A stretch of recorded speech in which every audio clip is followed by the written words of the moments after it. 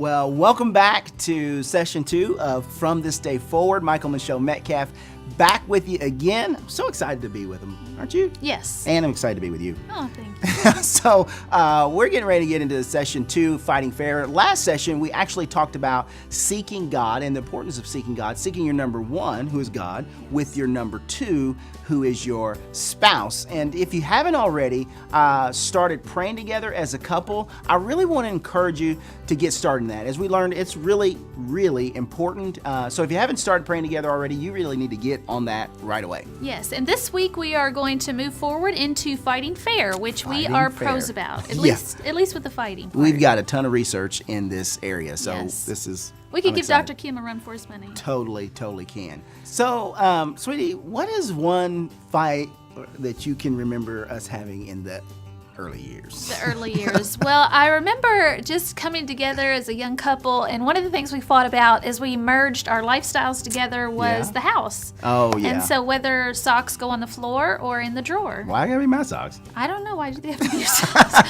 But anyway, I remember one time with the dishes. Do Oh, you remember yeah. the dishes? Well, here's the deal. Because I love to cook. Yes. I like to cook, and I'm pretty good at it, by the way. You are. And what I would do is I would cook this big meal, but I didn't like actually cleaning and washing the dishes, so I'd cook this meal and I'd leave the dishes in the sink for her to do. So I would come into the kitchen and there's all these pans with this stuck on food, and you have to scrub it and all of that. Eventually I got tired of it, so I just started stuffing them in the trash in bag. the garbage. Yes, and Yeah. eventually we ran out of dishes. Every single thing we owned, plates, spoons, forks, knives, Yes. pots and pans, we threw them in the garbage because I wasn't going to clean them. Yes, and I wasn't going to clean them. So how we resolved it is we just threw them away. I mean, they Threw 'em in weren't trash. Pampered Chef or anything. They were cheap, Yeah, but we thank just God threw for them in that. the trash.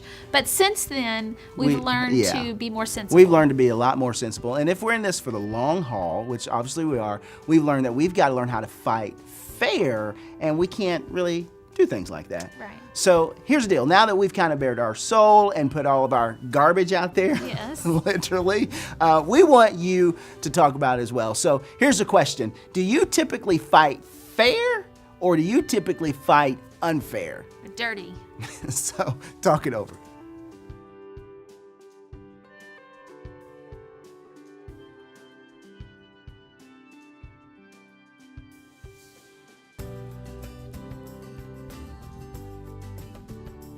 Okay, well, we hope you had some great discussion on the topic of fighting. Hopefully you're still together. Yeah, after hopefully that. no One fight didn't lead to another. Yeah, I hope no Talking about fights broke out talking about fighting. But anyway, hope some great discussion. And right now, we're going to get to hear from Pastor Craig on fighting fair.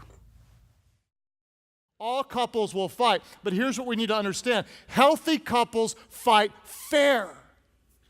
Unhealthy couples fight dirty, below the belt, jabs, undercuts, accusations. Healthy couples fight for resolution. Unhealthy couples fight for victory. In fact, there's a fascinating study you can read about by a guy named Dr. John Gottman, who's kind of a marriage specialist. He studied couples who fight for 16 years, and he watched them and studied how they fight. And now he can watch a couple for only 5 minutes and determine within 91% accuracy whether this couple will make it or if they will divorce. Because he says it's all about how you fight. It's not if you fight, but it's how you fight. And as couples, we are going to seek God and we are going to fight fair. And our verse today I want to focus on is found in James chapter 1, verse 19 and 20.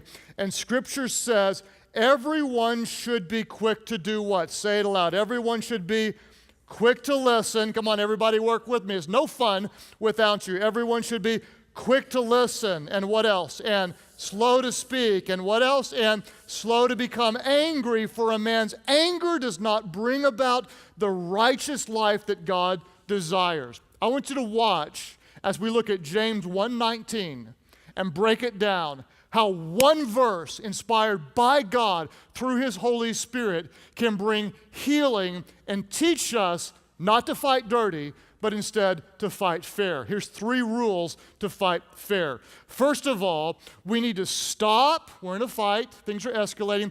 We need to stop, to listen, carefully. Because so often we don't. James 1:19 is very clear. Everyone should be what? Say it aloud. Everyone should be quick to listen. But what are we often quick to do? We're quick to speak, aren't we? We're quick to argue back. We're quick to make a point. We're quick to throw a low blow in. We're quick to speak. And we need to be instead quick to listen. Here's a couple of things I learned in seminary when I took a class on counseling couples. And it was very, very helpful, very, very simple. And that is, in an argument, what we should do is we should repeat back to our spouse what our spouse just said. And what it does is it forces us to listen, and then it validates our spouse to know that he or she has actually been heard. And so what you're saying is this, and you repeat it back. And what that does is it keeps it focused on the issue at hand rather than escalating and we start fighting about how we're fighting rather than about fighting for resolution about the issue.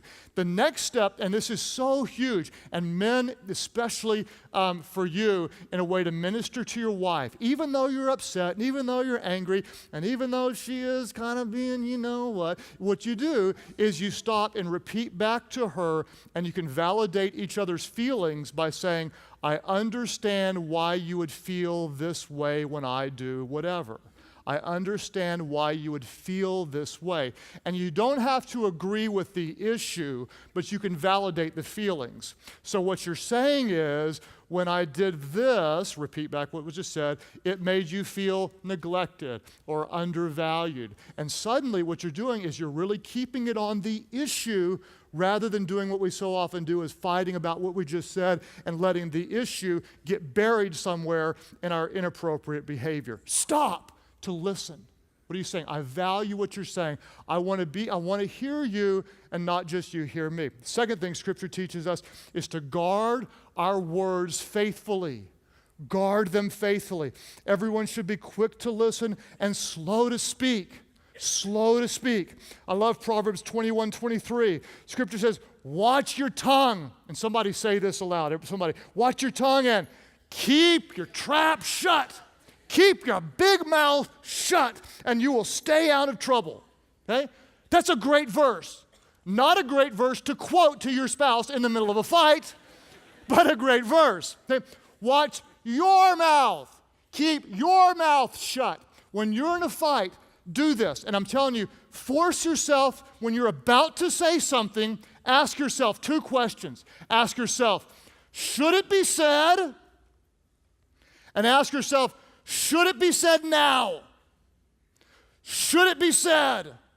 If you're running late to the airport and your wife says, make sure the dishes are clean, and you're wondering, why would you want the dishes clean? We're late for the airport. Don't say, why do you want the dishes clean? Because a burglar might come in and see our dishes, for which she says, I don't care, just do the dishes. Then don't call her a psycho. Don't do that. Yes, your pastor did that. Only once, but learned from it. Should it be said? Don't, and if the answer is no, don't say it because you can't take back your words. The next question is, should it be said now? Because there are some things that need to be said, but not in the middle of a fight. There are new issues that need to be introduced to work through, but not in the middle of the fight. You stay focused on the issue at hand, and you're fighting fair to work toward resolution on that one issue. So what Amy and I do, and we've done this for 21 years, and it's truly one of the most practical and helpful tips I can give you, is we work on our marriage during non-conflict times. And this is a tool I learned in seminary that we've done for years and years. We call it marital checkup. And what I do is I say to her, we've got the kids to bed, we've got an hour to talk, things are good. And I ask her, and then she asked me, what are 3 things that I do that bless you? And some of you may say, but I can't think of 3 things that the old bag does. No, you think of three things. And what that does is it leads to positive momentum in the conversation, and then it helps us to know what are things we actually do that's helpful. For instance, Amy's like, one of the most romantic things you do is give the kids baths and put them to bed. When you do that, that really excites me. I'm like, hey, scrub-a-dub-dub, 3 kids in a tub. Come on, get naked, kids, and scrub them up, in the bed. Because it helps me to know, and I don't always know. The second question is, what are 3 things I could do that would be even a bigger blessing? So we've already got positive momentum, and then we give permission in a safe and loving context to talk about those issues that could make the marriage better. Well, to be honest, when you do such and such, it makes me feel this way.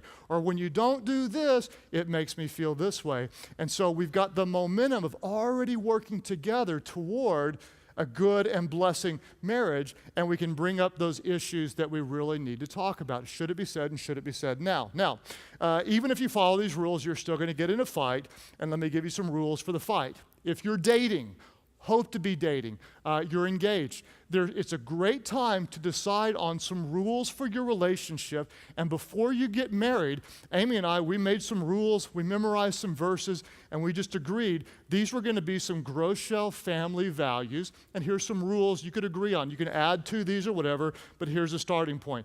Never call names.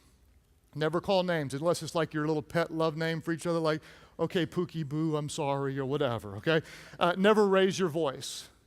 You raise your voice, nothing good comes of it. Keep it, step back, count to 10, breathe in, sing a song, say a prayer, say 14 prayers, pray in tongues. I don't know, whatever you have to do, calm down, okay? Never get historical. Don't get historical. That's not a typo. Back in 1962, I remember when, don't go there. We're not playing scorecards. Don't get historical. Never say never or always.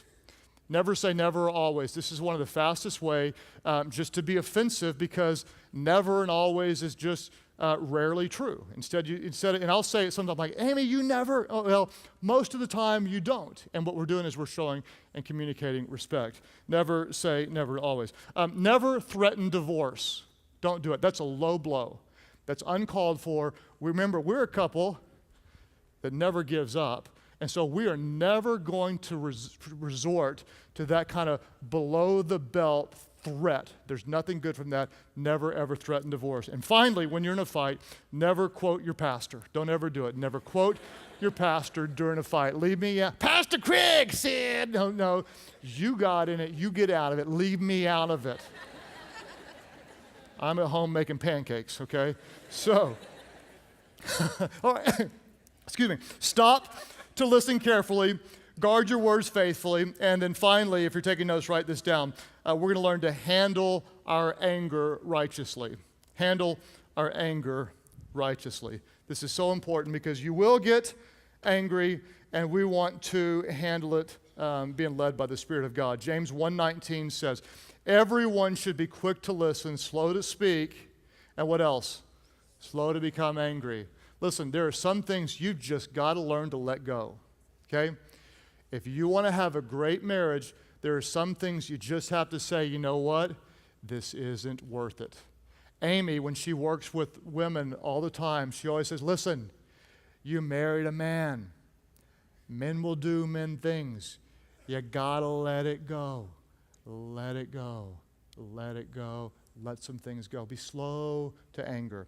I love Ephesians 4:26 and 27. In your anger, if you get angry, do not sin. A lot of people don't realize, but you can get angry, and being angry is not a sin. It's what you do with your anger. In your anger, do not sin.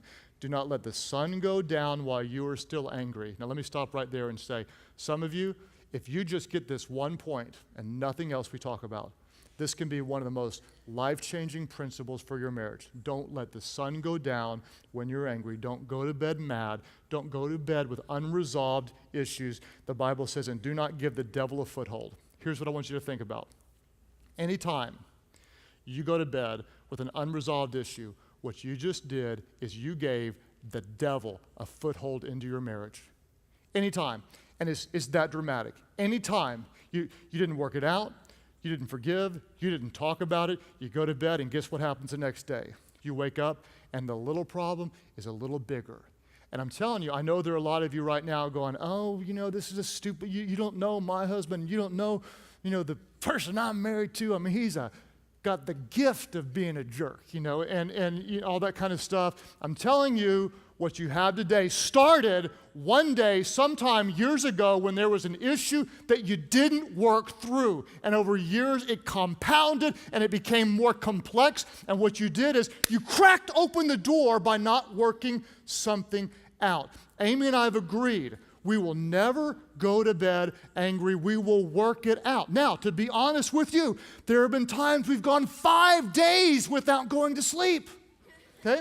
Some of you know what I'm talking about. I mean, you have to work through some hard things or forgive, but we are not going to go to bed angry. No unresolved issues. We're going to fight this thing out, and we're going to stay on it because we are not going to let our spiritual enemy destroy what God has joined together.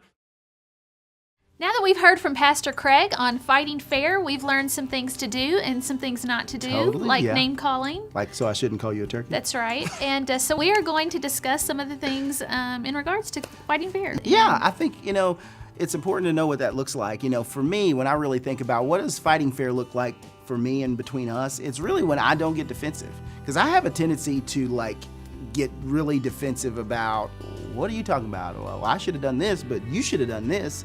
And, well, I did do thus and such, so and so. And so for me, I have to really practically think about, I need to listen and practice not being defensive. So that's fighting fair for me. Yeah, and listening, guys, is not just hearing, but trying to understand and just show you care. So that's important to me. And then as a woman, I think not getting historical. Sometimes hysterical? Not getting hysterical? Both. And so one that's thing a you good can thing. do is put a Post-it note about the issue you're talking about between you and just stay on topic. Stay on topic. Yes. And understand that learning how to fight fair is like a progress. It's a process. You're going to continually get better at it and better at it, and you'll have plenty of opportunities Yes. to practice it. So here's the deal. After we've kind of bared our soul, we want you to talk it over. So recall one of the times that you had a huge fight. Recall one of your old fights and what it looks like, and now hopefully how your fighting has changed and maybe gotten a little more fair. So talk it over.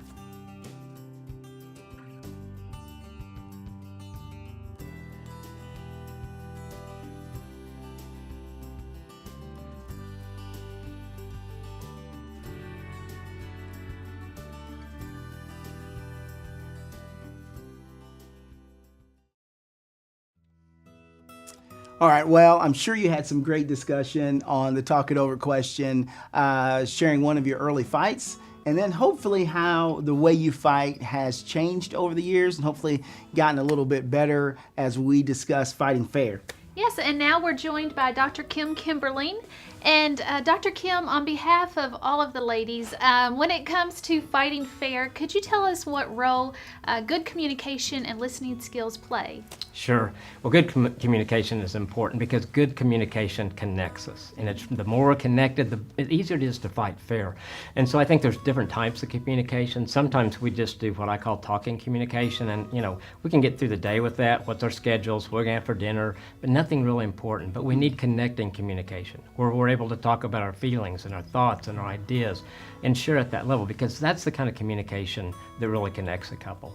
Listening is a big deal, and we sometimes don't do that very well.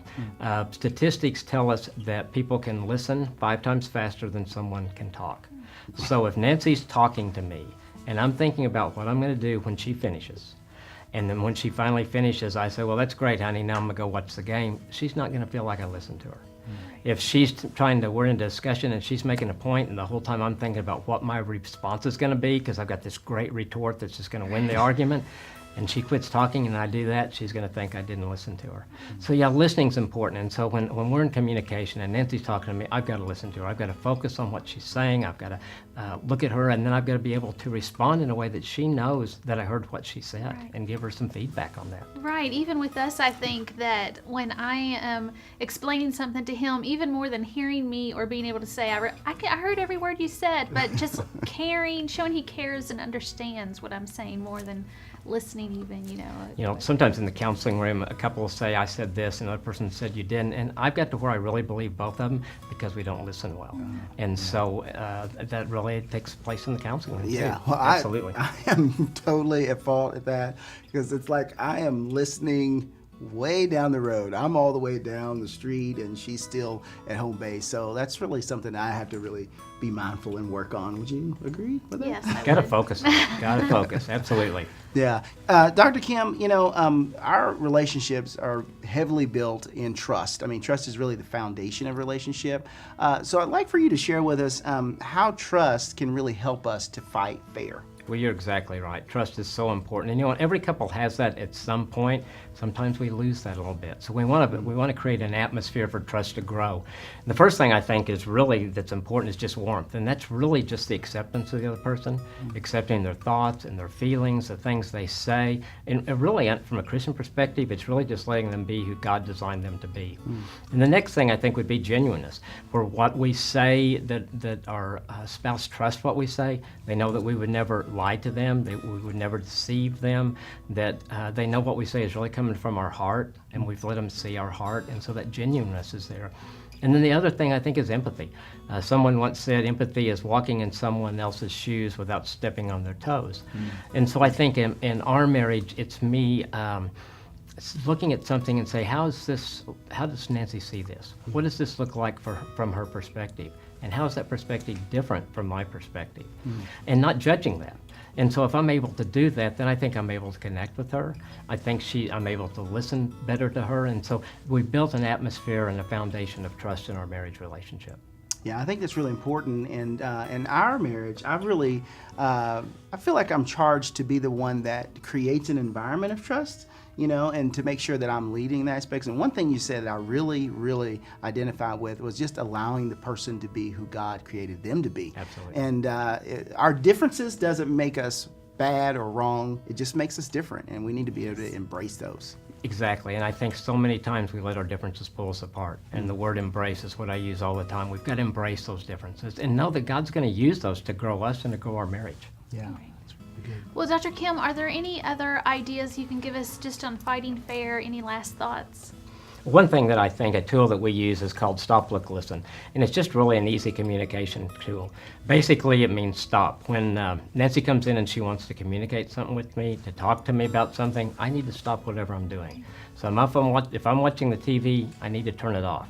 I used to just put it on mute, but I'd go back and forth, and that didn't work out real well. So I got to turn it off. Yeah. If I'm at the computer, I need to walk away from the computer. If I'm reading something, I've got to put it down and stop everything else I'm doing. And then look, I need to turn and face her, and so we can make eye contact with each other. So I can really connect, and she knows that I'm really listening to her. And the last part is listen.